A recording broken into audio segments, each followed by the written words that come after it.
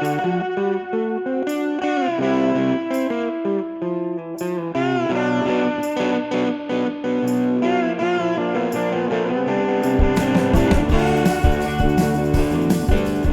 to this edition of You Can Get There From Here. I'm Dr. Joe Moore, Chair of the Department of Communication and Digital Media Production at the University of Central Missouri, and it is my pleasure each week to get to visit with some of our alumni to find out what they're up to these days and how the University of Central Missouri helped them get there. Let me introduce you today to Greg Taylor. Greg is a member of the advisory board for the Digital Media Production program here at UCM. And he also happens to be the executive producer for a little team called the LA Dodgers. Greg, great to have you with us on the podcast. Thanks, Joe. It's great to be here with you. So the Dodgers, as we're recording this, are rolling through the NL West. That's got to be pretty exciting.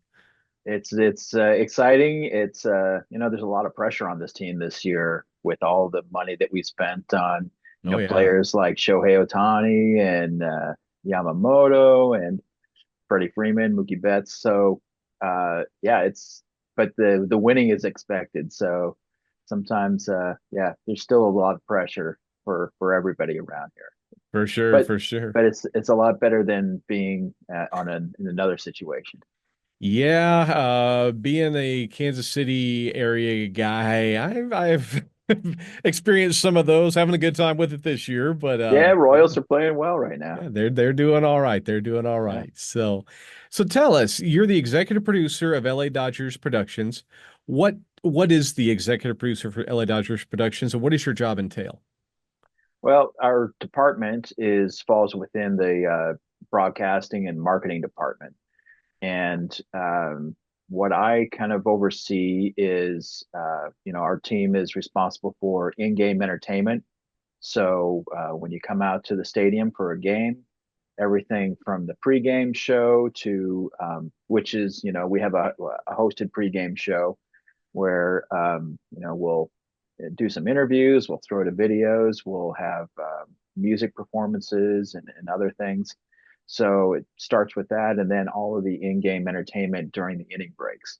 And we work with our partnership team. Those are all have sponsors attached to those in-game features. So we have to kind of come up with interesting, entertaining items for fans to enjoy during the game. So in-game entertainment and everything that goes with that, from video productions to post-game fireworks shows and drone shows.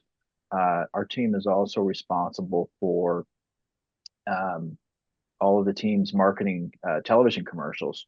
So we produce the Dodgers have one of the more robust promotional schedules for any team. I mean, we have 81 home games, and there's a number of nights where we have bobblehead giveaways or caps or whatever. Plus, we have special ticket packages for heritage nights and other giveaways. So we have to build English and Spanish 30-second spots for much of that. I didn't even think about that. Yeah, so there's a lot of commercial production that has to happen during the year. And then we handle, the internal, production request for, covering what our Dodgers Foundation and community departments do in the community, and sending a camera out there and capturing, what the good stuff that we're doing, player appearances and stuff like that. And we do a little bit of long form storytelling as well. When we honor Dodgers, former Dodgers or other people, will produce some longer form features that are fun to work on. And we just did a half-hour show this year on the 10th anniversary of Clayton Kershaw's no-hitter. So it's I think we're hopefully going to be able to kind of put more resources towards that kind of stuff too. Yeah, I love those things.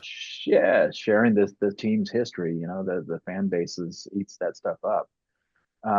We do some social content. We have a social team that works within our team, but the group that I manage, we are handling more of the internal and in-game, and not just internal, but all the marketing spots, and we do a little bit of everything. And even internal requests, like sizzle reels for your sales department as they're going to pitch new clients. Mhm. We handle that kind of stuff too. Well, and being out there in LA, your fan base is they're kind of used to really top-notch productions and things like that. I bet that puts a little extra pressure on you. Yeah, you have a lot of entertainment people that are attending the games. So yeah, you want your stuff to be good. And fortunately, like we have been blessed to have, it was funny. We've had people, um, entertainers that have been a part of some of our productions, whether it was Vin Scully's final weekend and having Kevin Costner be a part of the pregame presentation and speak eloquently for quite a while Yeah. on Vin.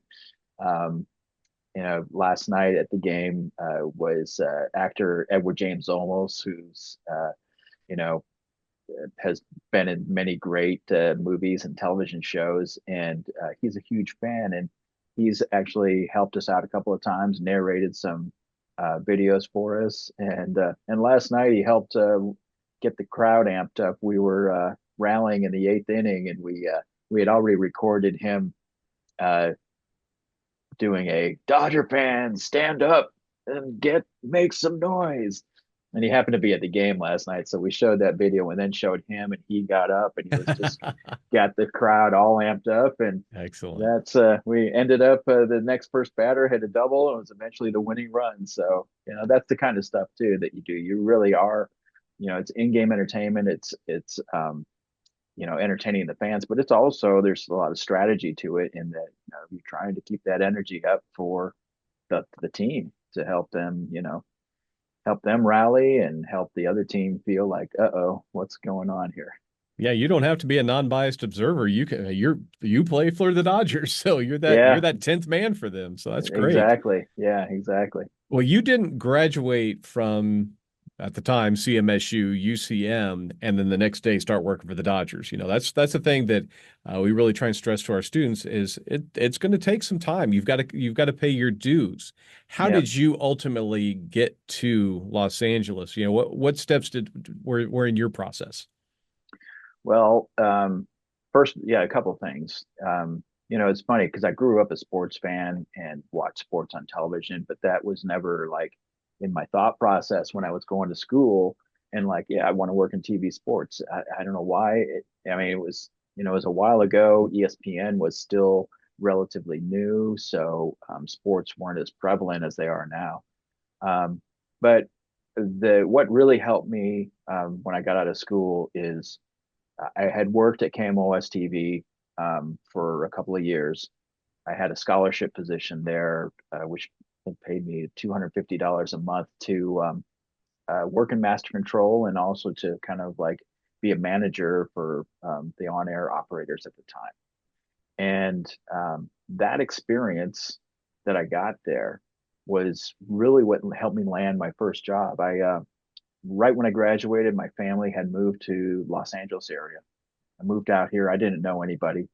I went into the city and was dropping off resumes, which I felt were, um, if you if you're a fan of the show The Office and you remember Toby and HR and all of the complaints that Dwight would drop off and they would just go into a big vault, that's where I felt my resume was going.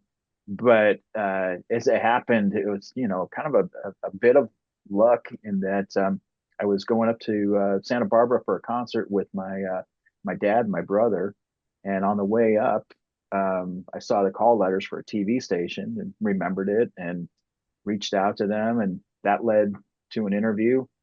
I didn't get the job at that place, but on the way home, I stopped at another station that they had told me about, dropped off a resume, had an interview the next day, and got the job. And it was a master control job.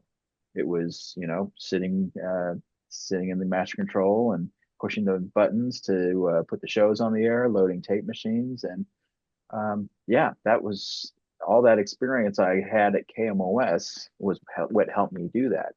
And it wasn't essentially, and I really didn't know at the time what I really wanted to do in the business, but it helped me get that foot in the door. And yeah, so I worked a couple of years there, and I met the woman who would become my wife there. We were wanted to move to LA, and I ended up getting a job at a satellite company that was the uplink source for the uplink spot for a regional sports network called Prime Ticket. And Prime Ticket was the channel in Los Angeles that broadcast Los Angeles Lakers games, LA Kings hockey, USC and UCLA. And with my experience that I got kind of working in master control at Santa Barbara, um, I was able to kind of get some experience and work with that station. And eventually they hired me. And I've been working in sports ever since. So you started out while you were in school, you talked about working at KMOS, and you and I have talked about this many times. It was a great experience for you. We tell our students that you're in a field where you have to practice. You're going to get time in the classroom, but you've got to get involved, whether that's at KMOS or with UCM Radio The Beat or with the Media Creators Association. You have to make the stuff to get the Yeah. practice. Talk a little bit about your experience there and how working with KMOS supplemented what you were learning in the classroom. Well, there was, the hands-on experience of actually being the on-air person in master control and loading up tape machines and knowing how things work and keeping everything on time and all of that. But they also um, let you expand and get into. There were some things that I did there, um, which was they used to have this segment called Tonight on Six, and it was they probably had like a 2 minute break leading into their like 7 o'clock show that was available for us to promote like, well, here's what's coming up tonight, and you could edit it together and you would also lend your voice to it. And I got to do that, and they gave you a lot of freedom, creative freedom, to have some fun with it too. And so that actually, that experience, once I kind of transitioned out of master control, I got into actually on-air promotions and kind of, getting into, writing and promoting what was on the air and getting into edit bays and working with editors to promote all of your programming. And I got a little bit of that experience while I was at KMOS as well. There was also some live experience. I think I got to direct or work on the pledge drives, and you have the live experience from that. So there was beyond what I really got out of it, which was like that master control experience, which helped me land my first job. There were other aspects of it too that became helpful eventually down the road. So you've been at this a while. Is Yeah, there anything on your professional bucket list that you haven't accomplished yet? I've been very fortunate. Yeah, I've um, I I feel pretty comfortable. Like if I had to retire right now, that I have a pretty good story to tell with my career. I've worked in sports, which is something I've loved for years, and I've been able to and I've done some work that's on a local level with Southern California. I've produced work and worked on productions that were on a national level, working for Fox Sports at the time, like covering at the time it was the Pac-10 football, basketball, boxing. I've done some of that. Even in between gigs, between my 18 years at Fox and now my Dodgers gig, um, I got to do a freelance project where I worked as a consultant for cricket coverage in India, um, and was actually writing scripts for show opens that would be translated into Hindi for the launch of this new cricket league, which is, you know, when that my opening show ran there, that was probably the most viewers I've ever had watch anything that I produced in just that one time. Cricket's kind of big in India. Yeah, it is life.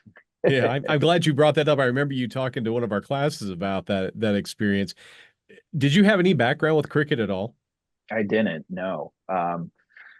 It was a former boss of mine, the actually one of the my one of the guys that was at the satellite company that I worked with when I first moved to LA. He had been working for Sony International in Los Angeles, and they had a one of their channels was a Bollywood movie channel that had just acquired the rights to this new cricket league, and they were looking to kind of Americanize some of their pregame coverage. And it happened that it was right at the time when my uh, I was leaving Fox, and he had reached out to a friend of mine who was another producer, and he wasn't able to do the job, but he was like, "Hey, you should talk to Greg Taylor. He's actually available right now." And so he reached out to me, and then I had conversations with the management team in India and had an interview, and I did some homework before the interview, and I gave them enough um, good answers that they thought that they could take a chance on me, and they flew me over there for the launch of their season, and it was an incredible experience. Well, And yeah, actually, I learned a little bit about the game. It's been a while now, but I do think that like the shortened T20 form of cricket is something that could work in this country. There's a lot of baseball to it, um, and it's kind of fun. yeah. Well, talking about doing something different and doing your homework to prepare for it, that brings me to my last couple of questions. It's kind of a two-part question. First of all, what advice would you give to a current UCM student studying communication or digital media production? And then what would you say to a student who's thinking about studying communication or digital media about why they should come to UCM?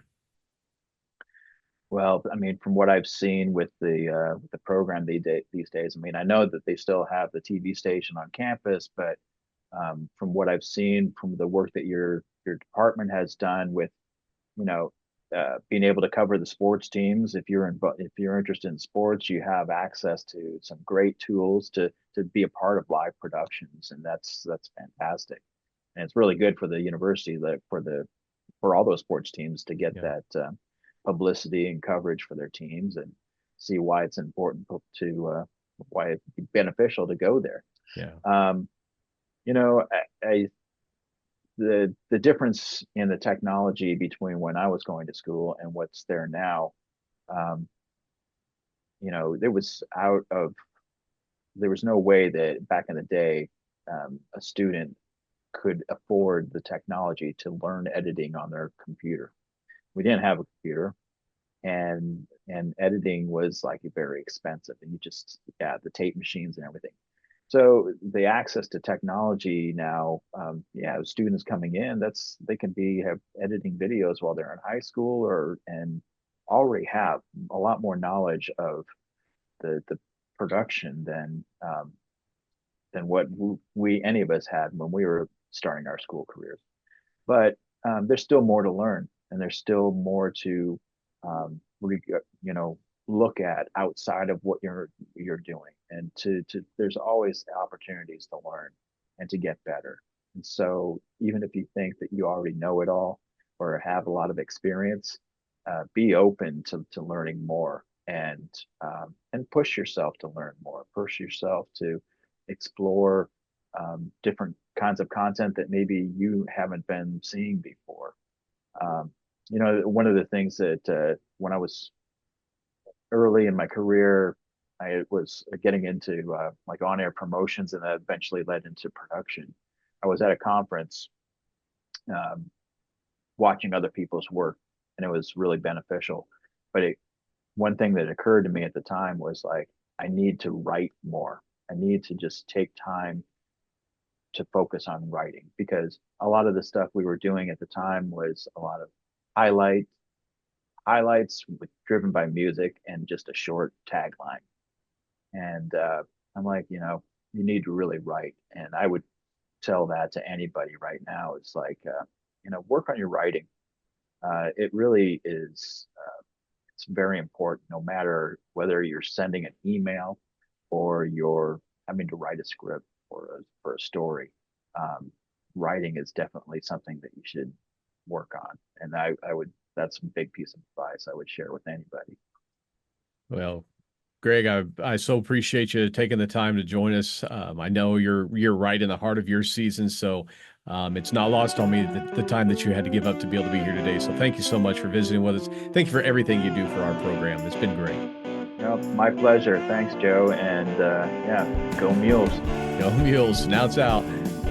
And thanks all of you for listening today. Remember, you can catch every episode on our YouTube channel for the UCM Media Network at youtube.com/UCMMN. You can also listen to the podcast on Spotify.